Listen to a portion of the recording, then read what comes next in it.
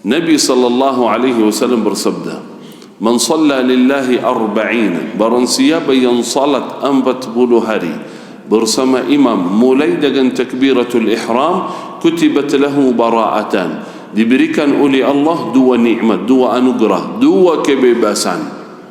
Yang pertama, bebas dari sifat nifaq, aman, selamat dari sifat nifaq. Yang kedua, bebas dari api neraka, udah aman, ahli surga. Bayangkan 40 hari, 5 fardu mulai bersama imam dengan takbiratul ihram. Bisa enggak kira-kira? Bisa enggak? Pernah enggak kira-kira?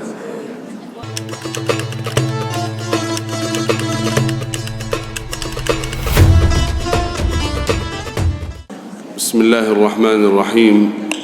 Assalamualaikum warahmatullahi wabarakatuh.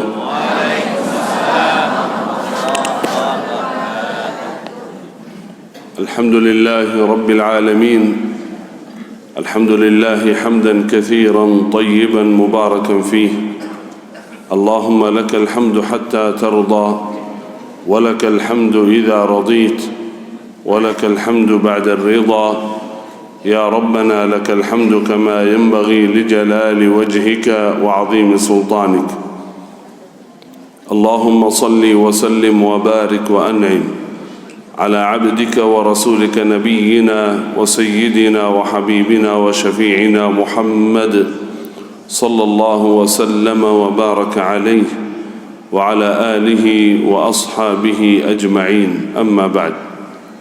Bapak Ibu hadirin hadirat, saudara-saudariku yang dimuliakan Allah Subhanahu wa ta'ala, jamaah salat subuh raya jihad, semoga ya Rabb kita semua yang hadir di pagi hari ini selalu diberkahi oleh Allah Subhanahu wa ta'ala. Yang kami hormati, kami muliakan aparat pemerintah, yang kami hormati, kami muliakan Ketua Ta'mir Masjid Raya Jihad, para imam, para alim ulama, tokoh masyarakat, Bapak Ibu semua yang hadir, semoga ya Rabb kita selalu dimuliakan oleh Allah Subhanahu wa ta'ala. Pertama-tama dan paling utama, mari kita sama-sama bersyukurlah kepada Allah Subhanahu wa ta'ala atas segala nikmat. Wabil khusus nikmatul Islam, nikmatul iman, nikmat hidayah, taufiq. Sehingga alhamdulillah alhamdulillah di pagi hari ini Allah berikan taufik, Allah berikan kemudahan bagi kita semua bisa bangun tidur, datang ke masjid, melaksanakan salat subuh berjamaah. Bukan itu saja, masih berkenan habis salat kita duduk di majlis ilmu, majlis yang dicintai oleh Allah, majlis yang dicintai oleh Rasulullah, majlis yang dicintai oleh para malaikat, majlis yang dicintai oleh para salihin salihat. Karena setiap kali kita hadir di majlis, bayangkan hadirin, salah satu keutamaan majlis seperti ini, ada anugerah Allah Subhanahu wa ta'ala kepada semua yang hadir, bahawa semua jamaah yang hadir di majlis ilmu ini, sebelum pulang ke rumah, sebelum bubar majlis ini, semua yang hadir diampuni oleh Allah Subhanahu wa ta'ala. Bayangkan dalam majlis, satu majlis, dalam hadis qudsi, hadis sahih, Nabi sallallahu alaihi wasallam bersabda an Rabbih tabaraka wa ta'ala, berfirman di akhir majlis, qumu maghfuran lakum, silakan berdiri, qad ghufira lakum, telah diampuni oleh Allah Subhanahu wa ta'ala. Kalau hanya itu saja kita dapat dalam majlis ilmu, itu saja yang kita dapat, wallahi luar biasa, beruntung kita semua. Apalagi ilmu, ya, apalagi barakah dan rahmat Allah Subhanahu wa ta'ala. Alhamdulillah. Semoga ya Rabb majlis ini ya Rabb menjadi manfaat bagi kita dunia dan akhirat.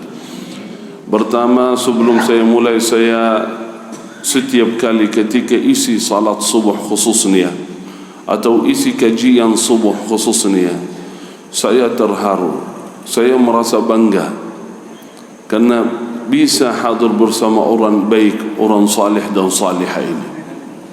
Kenapa? Karena jamaah salat subuh itu sebenarnya jamaah istimewa, beda dengan jamaah-jamaah yang lain. Seorang yang siap bangun tidur datang salat subuh itu hamba pilihan Allah, itu hamba istimewa, hamba-hamba VIP. Tahu VIP? Itulah VIP, jamaah salat subuh, hamba-hamba prioritas di sisi Allah, khususnya salat subuh. Karena itu ada beberapa amalan atau keutamaan khususan kepada jamaah salat subuh. Salah satunya jamaah salat subuh, wajah-wajah mereka nur, cahaya, bukan hanya di dunia, bahkan di yaumul qiyamah kita tahu mana jamaah salat subuh dari nur wajah mereka.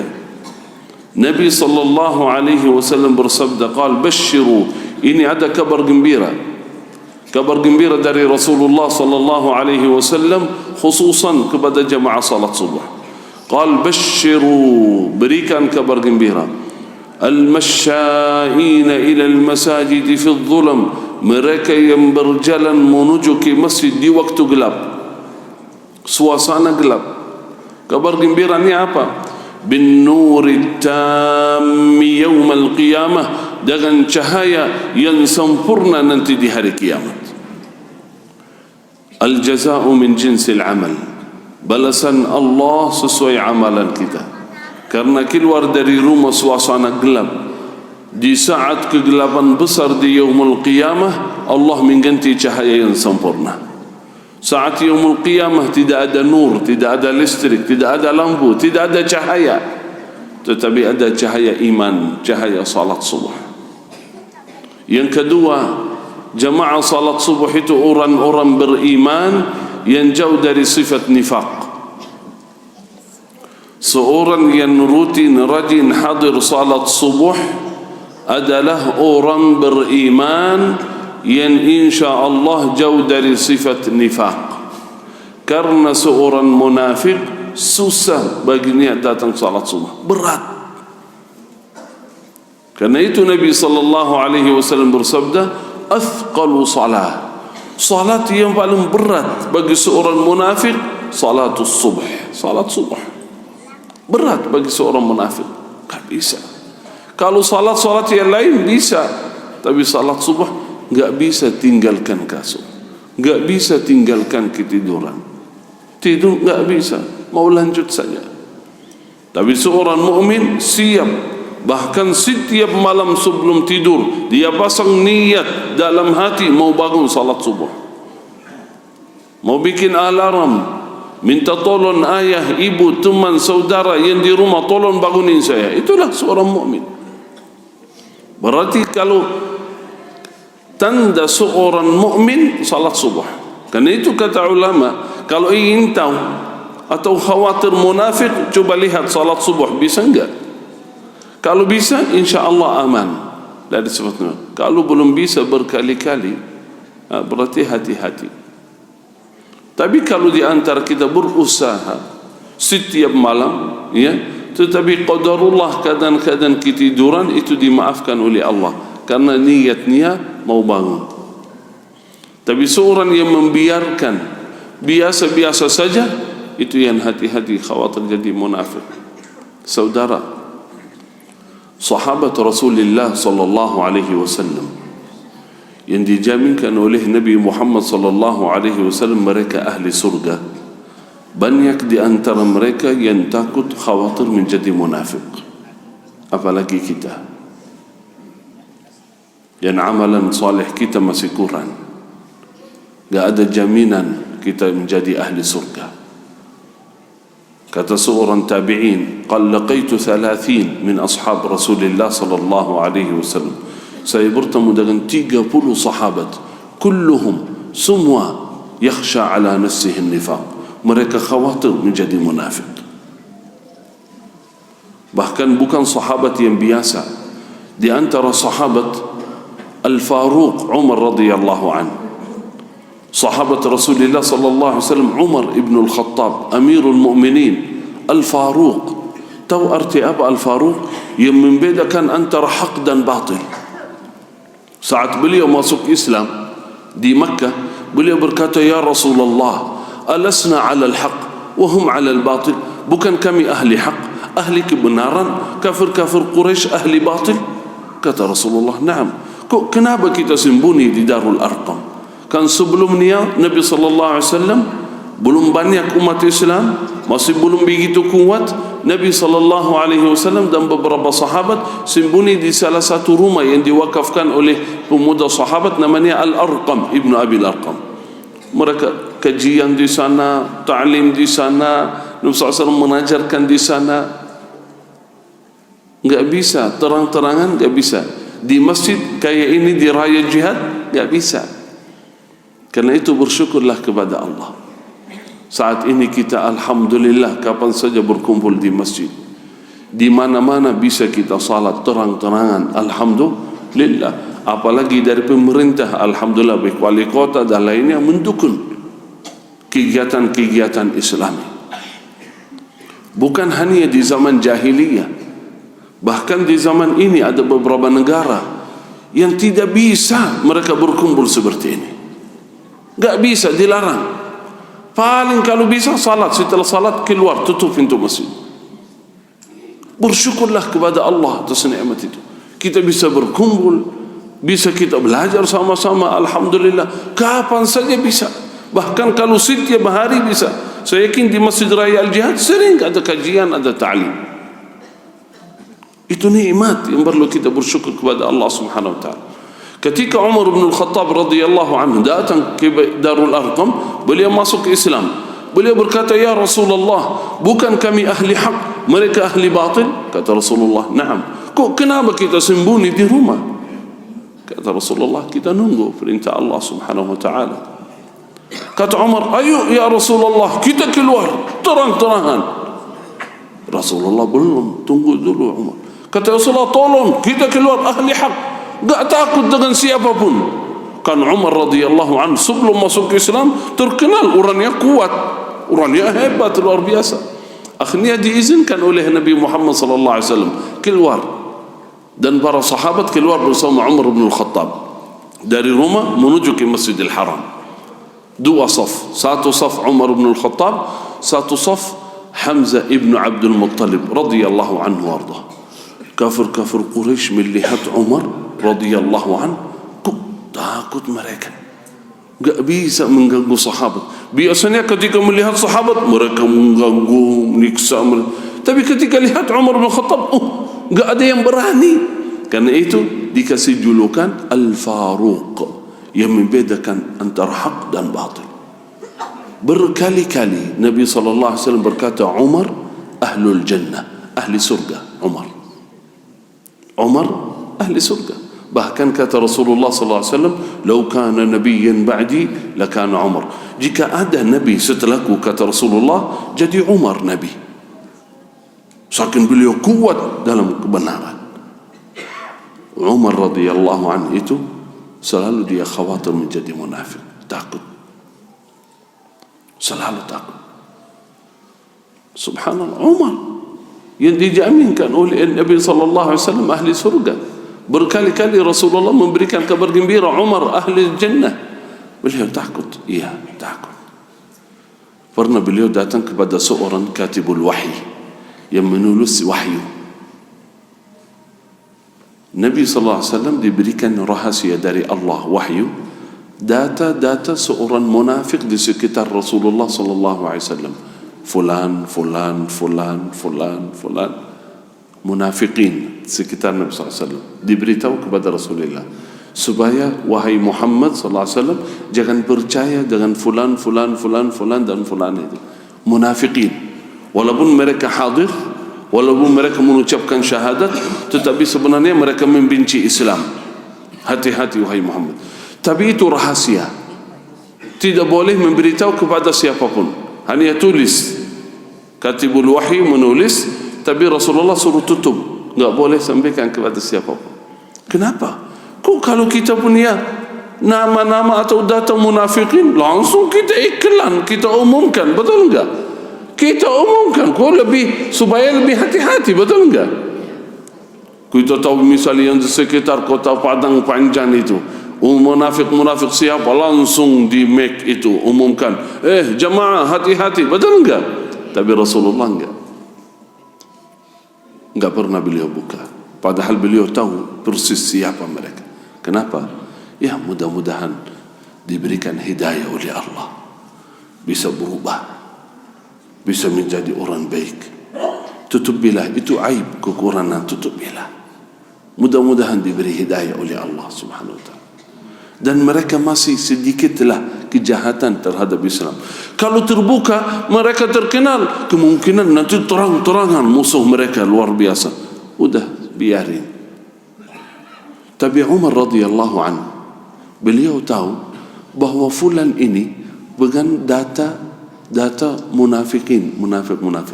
Umar radhiyallahu anhu datang kepada fulan itu, minta tolong, wahai fulan, saya minta tolong, nama saya termasuk dalam data orang munafik enggak? Ya Allah, bayangkan. Umar radhiyallahu anhu bertanya, Umar radhiyallahu anhu takut. Wahai fulan, tolong jelaskan, sampaikan kepada saya, apakah nama saya ada di situ enggak? Tapi karena tidak boleh memberitahu, beliau diam. Karena itu rahasia, enggak boleh dibuka. Ketika beliau diam, malah Umar radhiyallahu anhu takut lagi ini. Kalau diam berarti bisa jadi ini. Sampai dalam riwayat Umar bukan bajunya, gerakan dia, tolong wahai fulan, tolong beritahu kepada saya, apakah saya munafik, nama saya ada di situ enggak? Kata fulan, la ya Umar, la, tidak ya Umar, wala ukhbiru biha ahadan, saya tidak beritahu kepada siapapun selain Umar. Tapi saking kaget dia, Umar radhiyallahu anhu, takut dia beritahu. Bayangkan Umar radhiyallahu anhu yang dijaminkan oleh Nabi SAW ahli surga, beliau takut, apalagi kita. Karena itu tanda iman seorang yang insyaAllah jauh dari sifat nifaq, salat subuh. Usahakan rajin salat subuh, apalagi berjamaah. Usahakan supaya aman ya Rabb dari sifat nifaq. Saya kasih amalan, kalau bisa amalkan, mendapatkan sertifikat aman, selamat dari sifat nifaq. Mau enggak? Amalan dari Rasulullah sallallahu alaihi wasallam, 40 hari, selama 40 hari melaksanakan salat berjamaah bersama imam, mulai dengan takbiratul ihram, subuh, zuhur, asar, maghrib, isya, sebelum ikamat atau sebelum imam mulai takbiratul ihram, sudah berdiri di saf, sudah mulai bersama imam. Selama 40 hari tidak tinggalkan satu fardu. Nabi sallallahu alaihi wasallam bersabda, man shalla lillahi 40, barang siapa yang salat 40 hari bersama imam mulai dengan takbiratul ihram, kutibat lahu bara'atan, diberikan oleh Allah dua nikmat, dua anugerah, dua kebebasan. Yang pertama, bebas dari sifat nifaq, aman, selamat dari sifat nifaq. Yang kedua, bebas dari api neraka, udah aman, ahli surga. Bayangkan 40 hari, 5 fardu, mulai bersama imam dengan takbiratul ihram. Bisa enggak kira-kira? Bisa enggak? Pernah enggak kira-kira? Coba bikin jadwal ya, mulai hari ini atau besok, niat azam, bismillah, saya mau bikin jadwal ini 40 hari, 1, 2 sampai 40 hari. Hari pertama, bismillah, subuh, alhamdulillah, lulus subuh. Zuhur, alhamdulillah, catat, lulus. Asar, maghrib, isya, hari pertama, hari yang kedua, yang ketiga, yang kelima, yang ke-10 hari, 20 hari, alhamdulillah 5 fardu bersama imam, 20 hari, 30 hari, 35 hari. Salat subuh ketiduran, mulai dari nol. Bismillah, bikin jadwal lagi. Bismillah, semangat lagi. Dari hari pertama subuh, zuhur, asar, maghrib, isya. Hari yang kedua subuh, zuhur, maghrib, isya, sampai 20 hari, 30 hari, 35 hari, alhamdulillah lulus. 37, 38 salat asar ketiduran, ulangi lagi dari nol. Begitu terus berjuang sampai berhasil. Begitulah seorang mukmin berusaha, ya, berjuang. Setelah berhasil 40 hari, aman, selamat dari sifat nifaq, selamat dari api neraka. Kok kalau udah dapat aman, selamat dari nifaq, selamat dari api neraka, setelah 40 hari gak perlu salat lagi nanti? Mungkin ada pikiran seperti itu, ya. Udah aman dapat sertifikat. Tidak mungkin. Seorang yang rajin salat selama 40 hari, dia mau tinggalkan lagi. Allah berikan kenikmatan, halawatul iman, kelizatan iman dalam hati. Dari karena dia sungguh-sungguh selama 40 hari, sebelum masuk waktu dia lihat jam, sudah masuk azan belum, bahkan sebelum azan dia siap-siap. Selama 40 hari Allah berikan kenikmatan, kelizatan iman. Dia enggak mungkin tinggalkan salat lagi. Bukan tujuannya mencari pahala atau apa saja, tidak. Dia ada kenikmatan, dia ingin dekat dengan Allah subhanahu wa ta'ala. Karena salat itu di dalamnya ada halawah, ada lizzah. Begitu Nabi sallallahu alaihi wasallam qal arihna biha ya Bilal, istirahat kami dalam salat, kenikmatan, kelizzatan kami dalam salat. Karena itu 40 hari itu sebagai pelatihan bagi kita supaya dekat dengan Allah subhanahu wa ta'ala. Karena tidak ada amalan yang mendekatkan diri kepada Allah daripada fardu. Tidak ada amalan yang bisa mendekatkan diri kepada Allah daripada fardu. Karena itu usahakan amalkan, ya. Saya yakin banyak di antara jamaah biasa rajin. Pernah ada seorang di kota Mesir, ada seorang yang berusaha menjaga salat selama 40 hari. Begitu terus dia berjuang. 20 hari gagal, mulai dari nol. 30 hari gagal, mulai dari nol. Sampai selama setahun dia berjuang sampai berhasil 40 hari. Setelah berhasil, beliau datang ke masjid, melihat orang tua, ya, dia mau kasih nasihat kepada mereka. Pak, ini ada amalan yang sangat luar biasa, Pak. Apa amalannya wahai anakku? Kalau jaga salat bersama imam, mulai dengan takbiratul ihram selama 40 hari, diberikan kebebasan dari sifat nifaq dan bebas dari api neraka. Berapa hari wahai anakku? Hanya 40 hari saja. Berusaha, ya. Kata, wahai anakku, alhamdulillah saya di masjid ini 40 tahun gak pernah saya tinggalkan salat. Oh, kaget dia. Masa 40 hari saya berusaha? Ini banyak. Saya kenal beberapa orang di Madinah, di Masjid Nabawi, lebih dari 40 tahun gak pernah tinggalkan salat di Masjid Nabawi bersama imam. Begitulah sirah-sirah para salihin dulu. Sebagian mereka berkata, wallahi tidak pernah mengundang azan kecuali saya di masjid. Gak pernah saya salat di saf yang kedua. Salah satunya berkata, selama 40 hari tidak pernah saya tinggalkan takbiratul ihram. Luar biasa. Kita berusaha semaksimal-maksimal. Kan dunia ini perjuangan, dunia ini jihad, berjuang untuk kebaikan. Bukan tempat istirahat santai, bukan. Itu beramal, itu harapan, berusaha terus. Walladzina jahadu fina lanahdiyannahum subulana. Kita berusaha walaupun masih kurang, tapi harapan kita ingin menjadi lebih baik lagi. Sampai kita meninggalkan dunia, saat itu istirahat total. Matal raha ya imam. Datang beberapa murid kepada Imam Ahmad ibn Hanbal. Mereka agak capek kajian terus, berjuang terus dari pagi sampai malam. Ya Imam, mata raha? Kapan istirahat wahai Imam? Kata beliau, "Inda awwali qadam nada'uha fil jannah." Ketika kaki kita masuk ke dalam surga, saat itu istirahat total. Karena itu jangan pernah malas, jangan pernah bosan dengan kebaikan.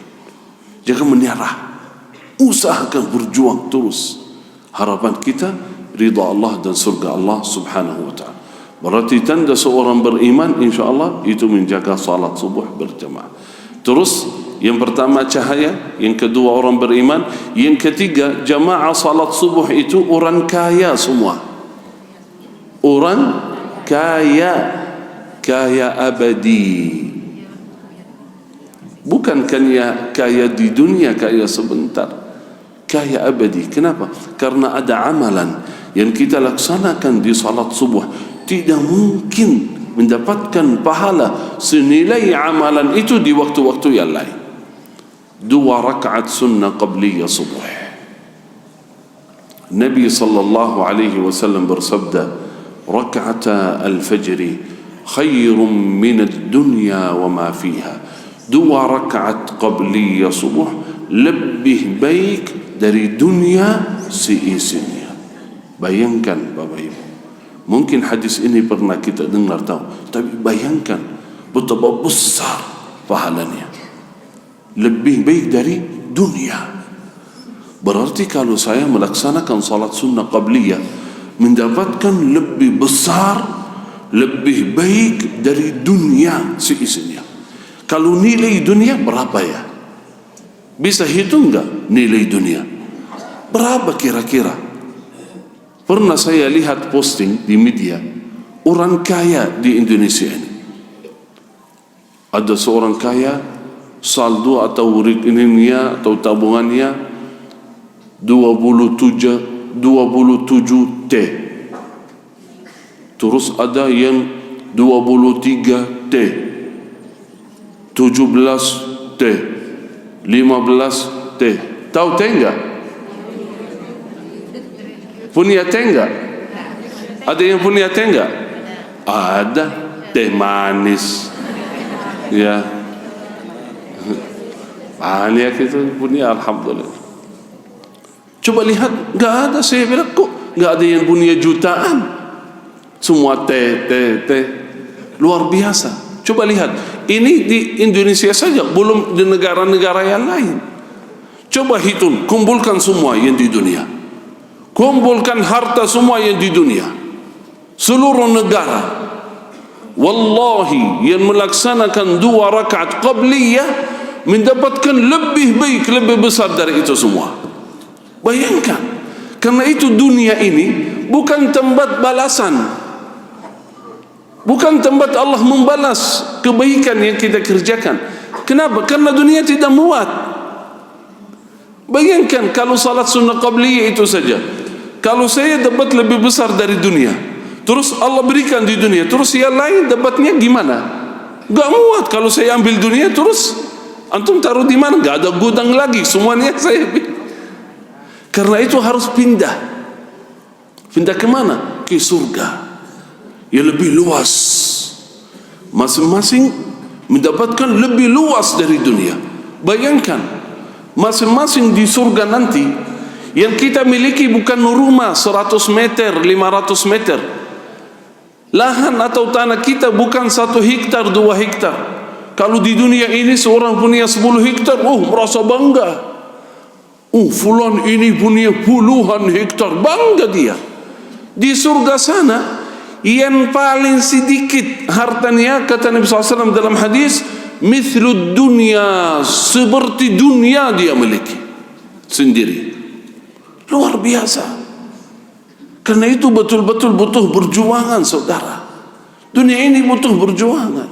Beramal salih, istiqamah, rajin salat, ibadah, zikir, doa, sedekah, puasa, baca Quran. Apa saja yang kita mampu, apa saja yang kita bisa amalkan, amalkan. Jangan tunda. Kapan saja bisa mengerjakan kebaikan, jangan tunda, segera amalkan. Khususan ini yang tadi saya sampaikan, salat sunnah qabliyah subuh. tolong jangan tinggalkan. Sebagian ulama berkata salat sunnah qabliyah itu wajib. Bayangkan. Sebagian berkata wajib, tidak boleh tinggalkan. Pernah dulu ketika saya muda masuk Masjid Nabawi, kadang-kadang masuk salat subuh sudah mau iqamat atau bahkan sudah mulai salat. Biasanya kalau imam muda sudah mulai salat, langsung kita bergabung salat berjamaah, betul?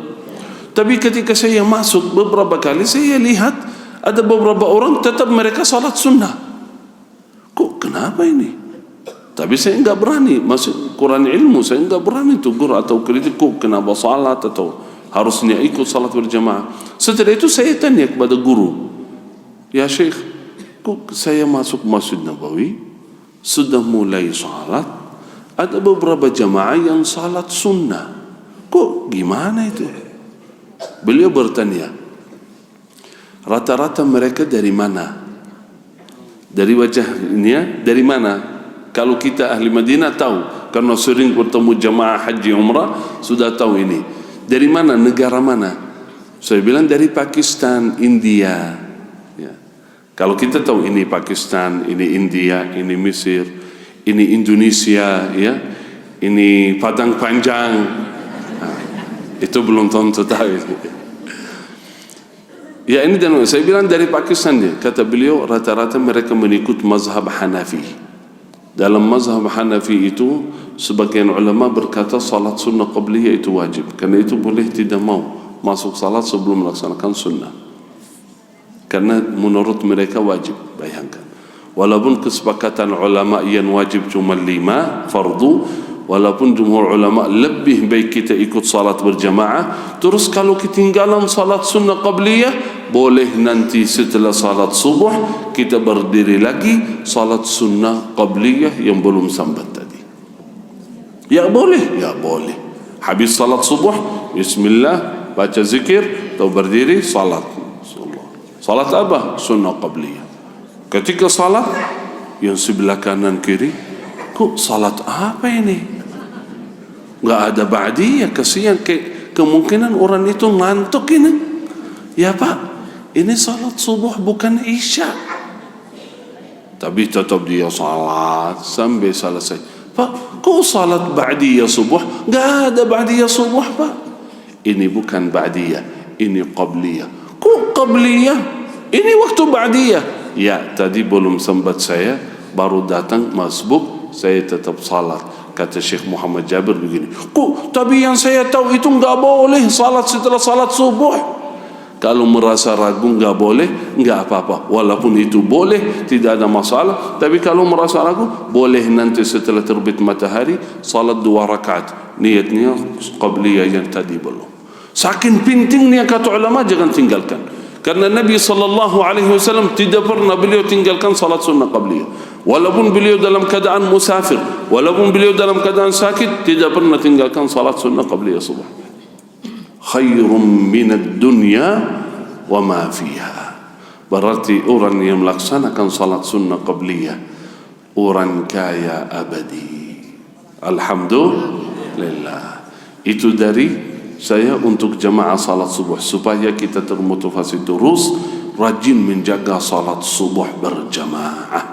Ya, semoga Allah berikan taufik hidayah bagi kita semua. Amin ya rabbal alamin. Ini mukaddimah ya, bukan ceramah ini. Ini mukaddimah mengenai salat subuh. Ini sekarang mau mulai ceramah ya. Siap? Luar biasa, semangat ya. 1 jam lagi enggak apa-apa ya. Masya Allah, sampai zuhur siap juga. Penurus masjid boleh pintu-pintu dikunci dulu ya. Jangan sampai saya sendiri nanti di sini. Satu saja insyaAllah enggak panjang, satu saja saya sampaikan mengenai Al-Quran. Biasa kita di mana-mana mengajak jamaah supaya dekat dengan Al-Quran, menjadi sahabat Al-Quran. Satu saja amalan, usahakan menjadi sahabat Al-Quran. Karena Al-Quran adalah sahabat yang terbaik, yang tidak mungkin tinggalkan anda selama anda tidak tinggalkan Al-Quran. Kita butuh Al-Quran. Walaupun di antara kita belum mampu hafal, tidak apa-apa, enggak masalah. dekatlah dengan Al-Quran, cintailah Al-Quran, bacalah Al-Quran. Usahakan jangan lewat satu hari tidak sempat membaca Al-Quran. Karena kalau kita baca Al-Quran, dekat dengan Al-Quran menjadi sahabat. Kalau saya menjadi sahabat Al-Quran, nanti Al-Quran menolong kita di dunia, di kubur, yaumul qiyamah, yaumul mahsyar, sampai menantar kita ke dalam surga. Karena Al-Quran tidak mungkin tinggalkan sahabatnya sama sekali. Nabi SAW bersabda, qal iqra'u, bacalah Al-Quran, فإنه يأتي يوم القيامة شفيعا لأصحابه. Karena sesungguhnya Al-Quran akan datang nanti di yaumul qiyamah memberikan syafaat kepada ashabihi. Sahib, artinya apa sahib? Sahabat, artinya sering bertemu dengan Al-Quran, kenal baik dengan Al-Quran. Kalau kita kenal Al-Quran di dunia, Al-Quran akan mengenal kita di akhirat nanti. Walaupun belum lancar bacaannya, walaupun belum hafal, tapi setiap hari kita bertemu dengan Al-Quran, Al-Quran akan datang nanti yaumul qiyamah memberikan syafaat kepada kita. Dalam hadis sahih, Nabi SAW bersabda, ya'ti Al-Quran yaumul qiyamah. Yaumul qiyamah Al-Quran datang lagi.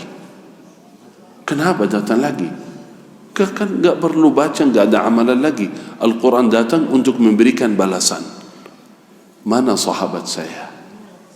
Mana fulana? Mana fulan yang sering baca Al-Quran di dunia? Al-Quran ketika melihat wajahnya kenal. Fayaqul, Al-Quran berbicara. Fayaqul, ya Rab, ya Rab, ini fulan ini saya kenal baik. Ashartu laylahu ya Rab, aku bersaksi ya Allah, fulan ini sering bangun di tengah malam membaca Quran. Setiap hari membaca Quran, ya Allah, izin aku berikan syafaat kepadanya. Ya Allah, izin aku berikan syafaat kepada fulan ini, saya bawa dia ke dalam surga. Al-Quran tidak mungkin melupakan sahabatnya. Bukan hanya di akhirat, bahkan ketika masuk di alam kubur, Al-Quran datang melindungi kita dari azab dan siksa kubur. Sampai dalam hadis ketika bangkit dari kubur menuju ke yaumul qiyamah, ya'ti Al-Quran fi surati rajul syahib. Al-Quran datang bentuk seorang. Fayas'aluhu, kita bertanya, man ant, siapa kamu? Al-Quran menjawab, ana sahibuk, saya sahabatmu. Tenang, tenang, karena selama di dunia enggak pernah tinggalkan saya enggak pernah tinggalkan anda sampai masuk ke dalam surga. Itulah Al-Quran. Karena itu pesan dari saya untuk seluruh jamaah, usahakan jangan sampai lewat satu hari 24 jam dari pagi sampai malam tidak sempat membaca Al-Quran. Walaupun 1 jam, walaupun setengah jam, walaupun 1 juz, semampu dia. Intinya jangan tinggalkan Al-Quran. Siap insyaAllah? Siap? Cobalah muhasabah sedikitlah. Setiap hari kita pegang HP, betul enggak? Berapa lama kira-kira? Bisa hitung enggak? 1 jam kah? 2 jam kah? 3 jam? Bahkan di antara kita lebih. Betul enggak? Kok masa saya bisa pegang HP? Walaupun dalam kesibukan apapun kita, ada waktu untuk main HP. Lihat walaupun sebentar. Kenapa enggak bisa lihat Al-Quran walaupun sebentar? Padahal kita tahu Al-Quran ini membawa keberkahan untuk kita, keluarga kita, umur kita, kesehatan, ekonomi, semua dunia kita menjadi berkah karena Al-Quran. Kalau baca Al-Quran di rumah, rumah kita menjadi berkah, keluarga kita menjadi berkah. Karena itu usahakan menjadi sahabat Al-Quran supaya Al-Quran menolong kita dunia dan akhirat. Saya kasih satu amalan dari Al-Quran yang mengamalkan ini menjadi ahli surga semua. Saya kasih satu saja dari keutamaan Al-Quran. Masih banyak sekali keutamaan Al-Quran. Saya kasih satu amalan supaya fokus bisa mengamalkan seluruh jamaah. Satu ayat, ayatul kursi. Allahu la ilaha illa huwal hayyul qayyum. Tolong sesudah salat fardu 5 waktu baca ayatul kursi. Karena yang baca ayat kursi sesudah salat fardu 5 waktu menjadi ahli surga. Baca dulu baru amil ya. Nabi sallallahu alaihi wasallam bersabda, barang siapa yang membaca ayat kursi sesudah salat fardu, tidak ada yang menghalanginya dari surga kecuali mati. Bayangkan, tidak ada yang menghalanginya dari surga kecuali mati.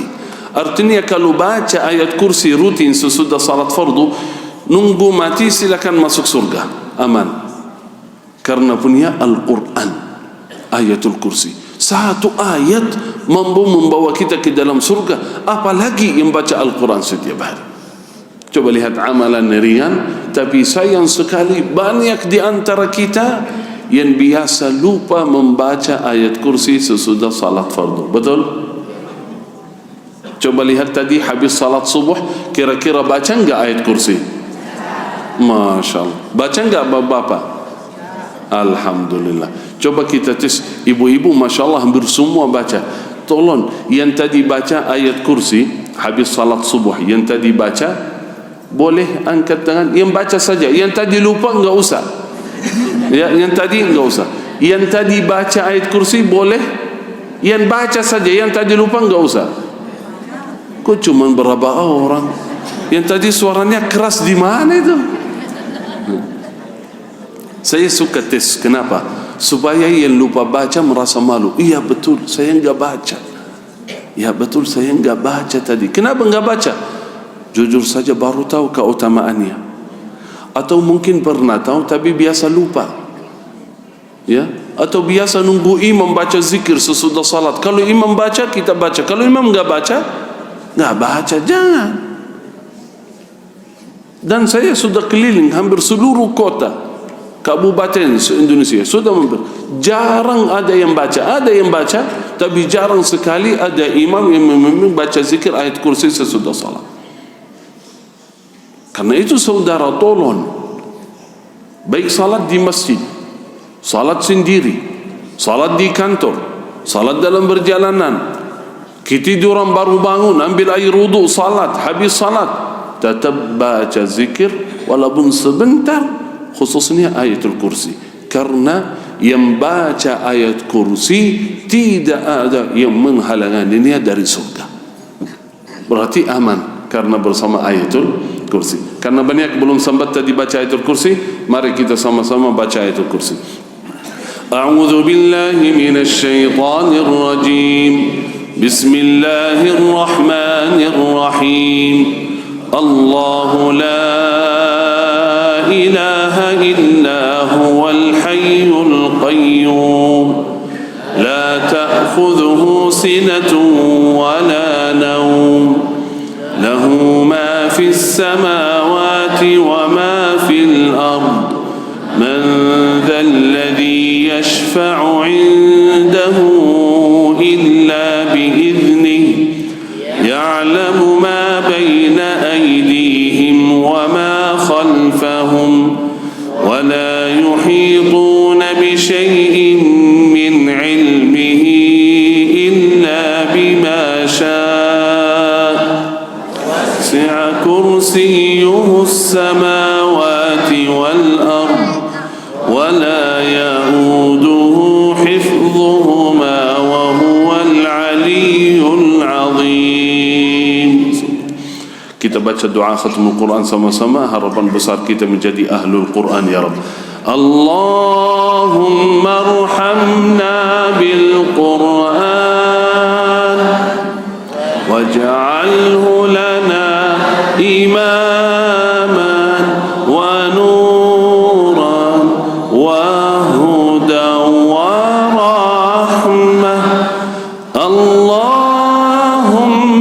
dhakkirna minhu ma nasina wa 'allimna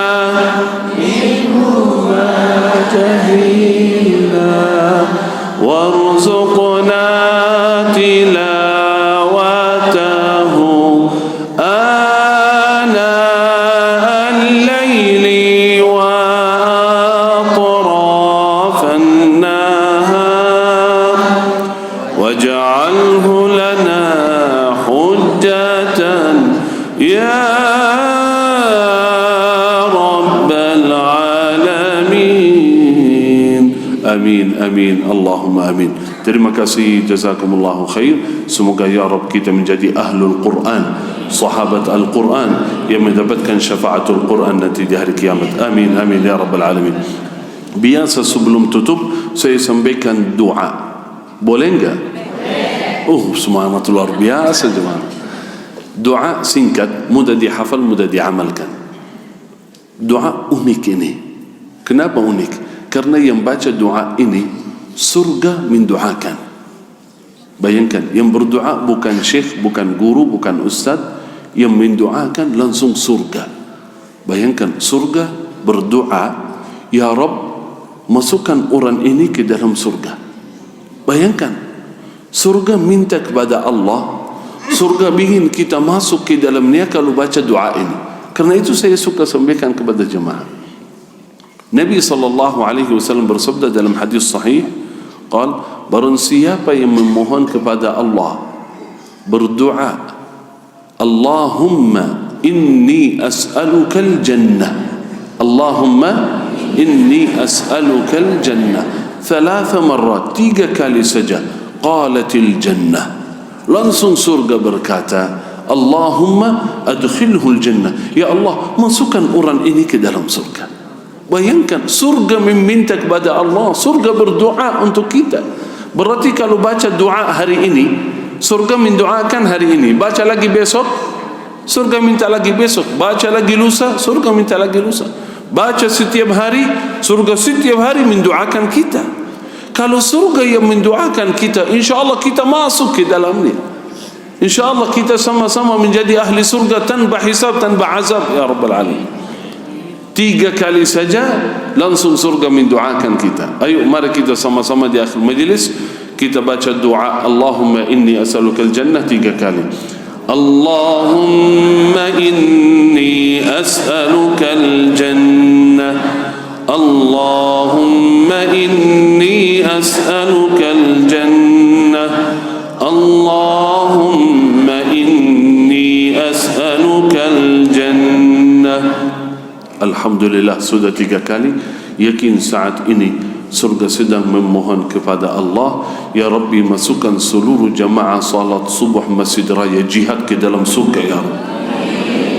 Karena itu dengan iman dan yakin, husnul dhanni billah, kita sama-sama yang berkumpul di Masjid Raya Jihad di pagi hari ini akan berkumpul lagi di dalam surga. Amin ya Rabbal Alamin. Terima kasih, jazakumullahu khair, barakallahu fikum. Itu saja dari saya. Semoga ya Rabb bermanfaat bagi diri saya sendiri dan seluruh jamaah. Semoga majlis ini ya Rabb menjadi saksi baik di hadapan Allah subhanahu wa ta'ala. Amin ya Rabbal Alamin. Hada minni wal afu minkum. Sebelum tutup saya serahkan ke tim Yayasan Markaz Penhafal Quran. Ada sedikit ajakan untuk jemaah bergabung dalam program Al-Quran di pagi hari yang berkah. Semoga menjadi berkah bagi kita semua. Wassalamualaikum warahmatullahi wabarakatuh.